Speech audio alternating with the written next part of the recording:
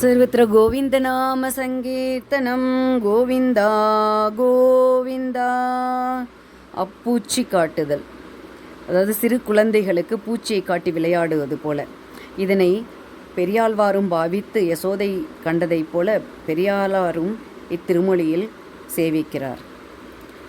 மெச்சு ஊது சங்கம் இடத்தான் நல்வேய் ஊதி பொய் சூதில் தோற்ற பொறை உடை மன்னர்காய் 10 ஊர் பெறாது அன்று பாரதம் கை செய்த அத்தூதன் அப்பூச்சி காட்டுகின்றான். அம்மனே அப்பூச்சி காட்டுகின்றான்.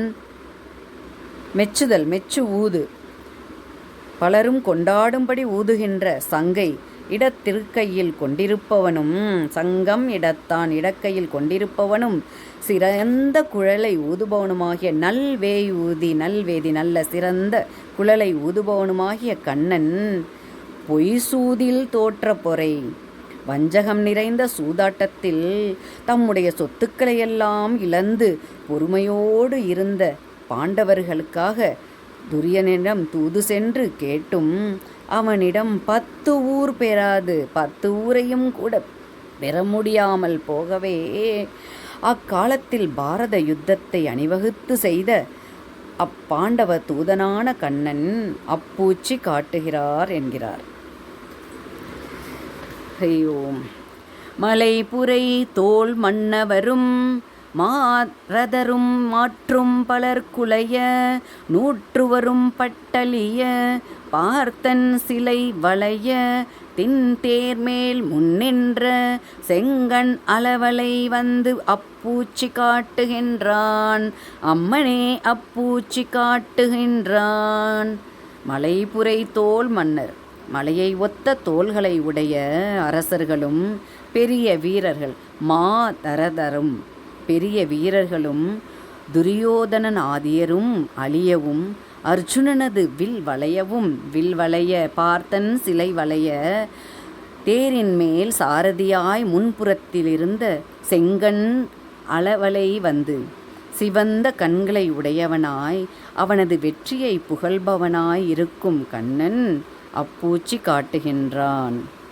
காயும் நீர்ப்புக்கு கடம்பு ஏறி காளியன் தீய பணத்திற் சிலம்பு ஆர்க்க பாய்ந்து ஆடி வேயின் குழல் ஊதி வித்தகனாய் நின்ற ஆயன் வந்து அப்பூச்சி காட்டுகின்றான். அம்மனே அப்பூச்சி காட்டுகின்றான்.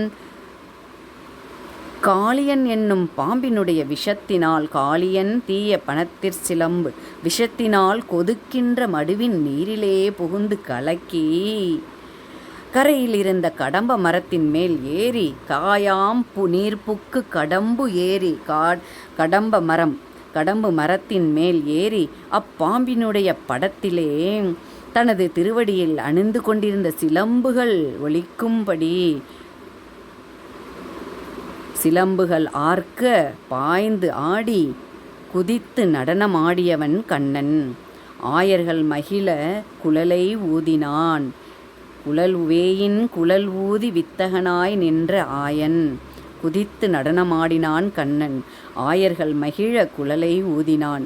இப்படி ஆச்சரியப்படும்படியான செயல்களை உடையவனான இருந்த கண்ணன் வந்து அப்பூச்சி காட்டுகின்றான். இருட்டில் பிறந்து போய் ஏழை வல் ஆயர் மருட்டை தவிர்ப்பித்து வன்கஞ்சன் மால புரட்டி அண்ணால் எங்கள் பூம்பட்டு கொண்ட அரட்டன் வந்து அப்பூச்சி காட்டுகின்றான். அம்மனே அப்பூச்சி காட்டுகின்றான். இருட்டில் பிறந்து மதுராவில் தேவகியின் மைந்தனாக நடு இரவில் பிறந்தான். அப்போதே ஆய்ப்பாடிக்கு போயும் சேர்ந்தான். கண்ணனிடமுள்ள அன்பாலும் கம்சனிடமுள்ள கோபத்தாலும் ஆயர்கள் தாமே கம்சனை கொல்வதாக சொல்லும் வார்த்தைகளை கண்ணன் போக்கினான். ஏழைவல் ஆயர் மருட்டை தவிர்ப்பித்து அந்த கொடிய சொற்களை கொடியவனான கம்சன் மாளும்படி அவன் மயிரை பிடித்து அடித்து பூமியிலிருந்து புரட்டினான்.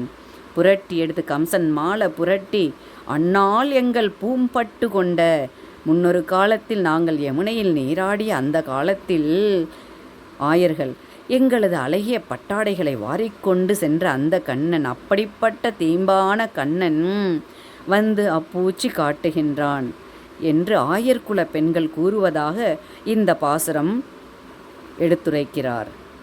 சேப்பூண்ட சாடு சிதறி திருடி நெய்க்கு ஆப்பூண்டு நந்தன் மனைவி கடை தாம்பால் சோப்பூண்டு துள்ளி துடிக்க துடிக்க அன்று ஆப்பூண்டான் அப்பூச்சி காட்டுகின்றான், அம்மனே அப்பூச்சி காட்டுகின்றான். சேப்பூண்ட சாது, எருதுகள் கட்டுவதற்குரிய வண்டியில் ஆவேசித்த சகடாசுரனை தன் திருவடியால் சாடு சிதறி உருக்குலையும்படி உதைத்தான் கண்ணன். தன்னுடைய திருவடியால் உதைத்தான். நெய்க்கு ஆசைப்பட்டு